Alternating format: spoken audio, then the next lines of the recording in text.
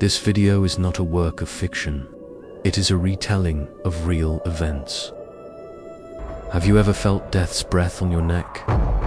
On a deserted road, everything went dark in a second, with that icy sentence rising from the back seat.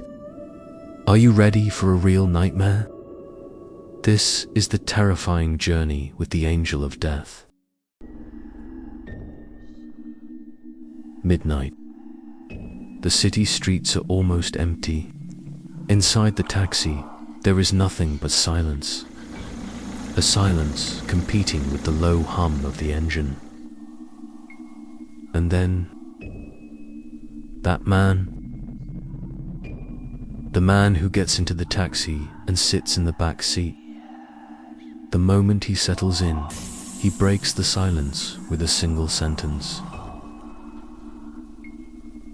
I am Azrael. Sounds like a joke, right? But that night for the taxi driver, the most terrifying night of his life was just beginning.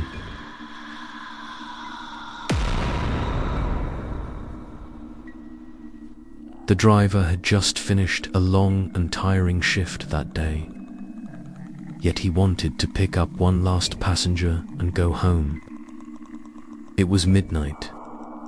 The air was cool, the streets dark, and the city unusually deserted.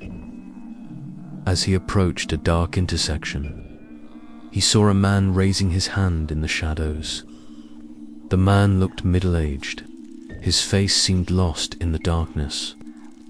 The driver hesitated whether to pick up this strange and mysterious passenger for a reason he couldn't understand. He suddenly braked and stopped.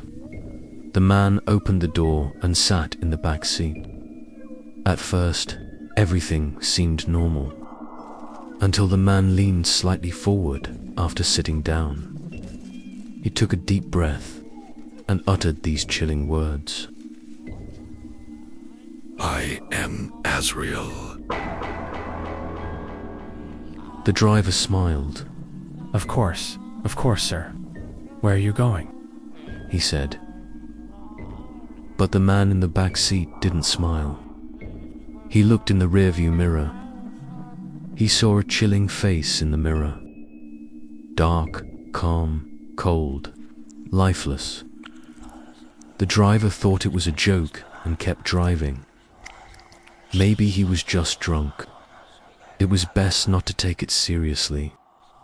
But the man kept talking. You don't believe me, do you? The driver tried to brush it off. Excuse me, but I found it funny. The man tilted his head slightly to the side. His voice was cold, almost a whisper. Then you will be convinced very soon. Exactly 200 meters from now, another passenger will get into this taxi, and he won't be able to see me. Only you will see me. The driver swallowed. He felt a sharp pain in his stomach. He was now certain this wasn't a joke. Yet he tried to convince himself. Just a drunk, that's all. The driver pressed the gas pedal, but the car seemed motionless. Those 200 meters feel like endless kilometers. Every time he looked in the rearview mirror, he saw the man's eyes. The man hadn't blinked even once. When they reached a street corner, another man raised his hand, just as Azrael had said. The driver felt an icy coldness in his veins. It was as if he couldn't breathe. The new passenger sat in the front seat. He looked perfectly normal, but the driver's heart had already begun to lose its rhythm. The driver, unable to bear it any longer, spoke. Friend, do you know what the man in the back is saying? He thinks he's the angel of death. The passenger in the front seat turned around, looked at the back seat, then frowned. Which back seat? The car is empty. There's no one there. The driver's throat tightened. His eyes widened. His face had turned deathly pale with fear. He looked in the mirror again. But the man was still there. The driver's breathing quickened. His hands began to tremble, and he sweated profusely. The man in the back seat spoke softly.